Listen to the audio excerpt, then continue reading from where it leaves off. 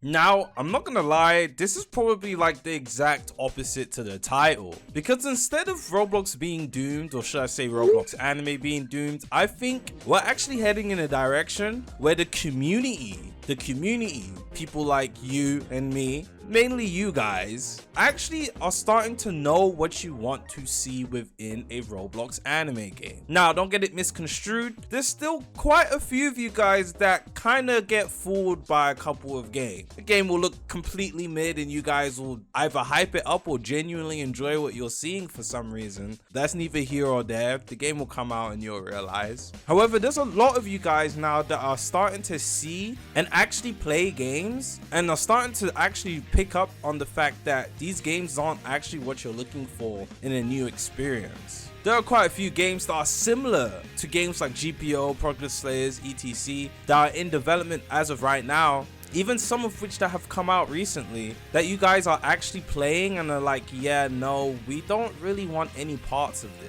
You'll probably play the game for an hour or two and then completely drop it, which is actually pretty new from the Roblox anime community. I have to give everybody credit because you guys are actually starting to open your eyes and you guys know what you want to play.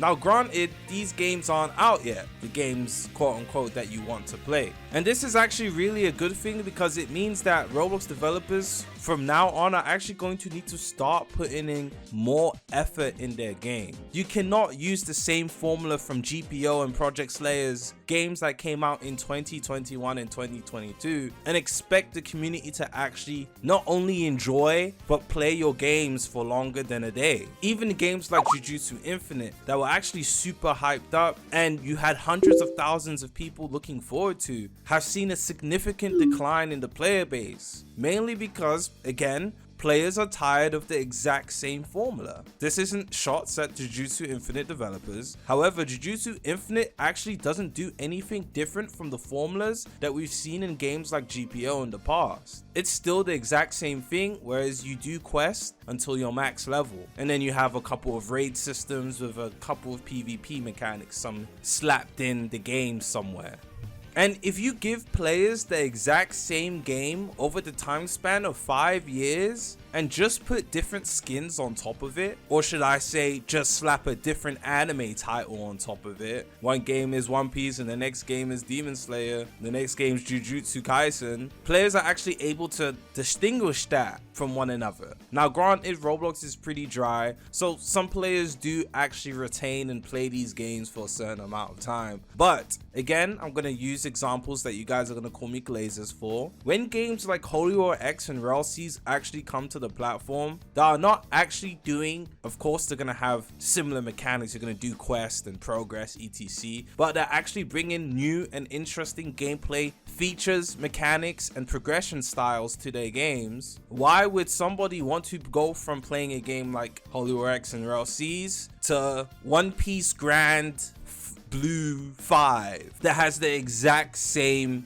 gameplay mechanics that we had in GPO that came out in 2021? The quality of games are actually going to need to rise in order for new developers, and not even new developers, in order for developers in general to actually start to gain an audience and traction for their game. That's not even it. Games are going to need to stop releasing in a state where there's actually no content. If you guys haven't noticed, or I'm very sure a lot of you guys have noticed, a lot of these games are releasing and they actually have a really low amount of content in the game. I'm talking about you can complete the whole game within 2 to 3 hours worth of content, and then they add the most repetitive, annoying gameplay loops so that you can actually play the game for hours on end without actually obtaining whatever gear, weapon, item, ability that you need, so that you have to farm that over and over and over and over and over again until you can actually complete your build. Games are releasing in unfinished states and players are starting to catch on to it. If your game releases and it doesn't actually have any content, people are going to drop your game really quick, especially because you guys know Roblox players are able able to no life a game until they've completed everything in a day. And yes, the argument of, yeah, we wanted to release the game to get players on the game and then use that money that is generated in order to create update 1. But if you don't already have update 1 done, or have at least a good amount of content in the game as it releases, you're never gonna get to update 1. A lot of these games are dying before they even get their first major update, and that's honestly telling. A lot of these games are releasing in states where the map is empty, there's not really any substance to the game, and there's no form of interesting progression. Everybody is using long cutscenes. Right now, I honestly believe the anime Roblox dev community is relying on impact frames and cutscenes. 90% of the time, Roblox players don't care about impact frames 90% of the time. Yes, they're cool to look at, I guess, but if you didn't make an impact frame in your game, I promise you, nobody would care. People are playing rigorously games like Deep Woken, people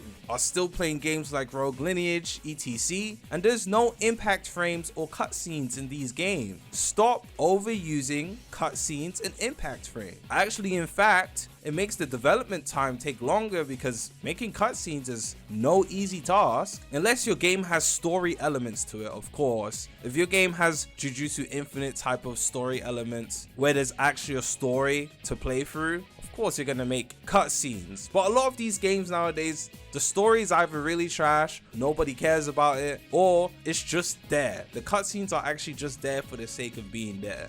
Why do we need cutscenes in a tutorial? People are not playing the game for a cutscene, we're playing the game for gameplay. And I feel like a lot of people are abusing and overusing cutscenes and impact frames where players aren't actually playing cutscenes. Players are actually playing the game. So 90% of the time, we don't care if there's cutscenes in the game. In fact, all the games that are doing well in the Roblox anime community don't have cutscenes. Now, Deep Woken isn't necessarily Roblox anime community, but there's not necessarily any cutscenes in Deep Woken. And even games like Bloxfruits don't waste time with cutscenes because we're not here to sit down and watch a movie, we're here to play the game. Now, take this however you want to take it. This is not an insult to any developer. This is just like me trying to say, start focusing on the gameplay mechanics more than the trivial things like cutscenes. An impact frame. Why does your game have more cutscenes than gameplay? The map is big and empty, but you have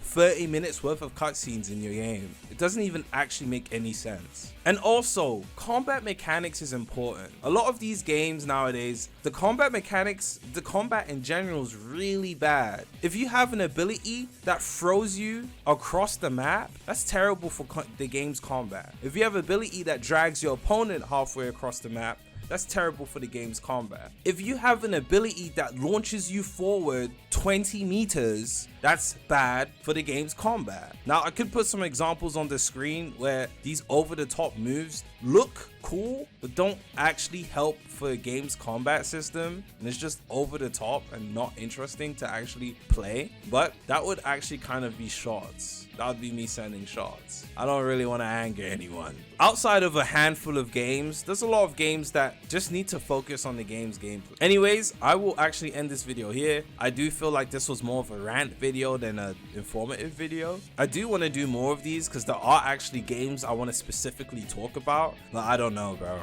I don't know. Anyways, that's it from me. Let me know what you guys think in the comment section down below. I know a lot of you guys are actually fed up with a lot of the games that have come out recently.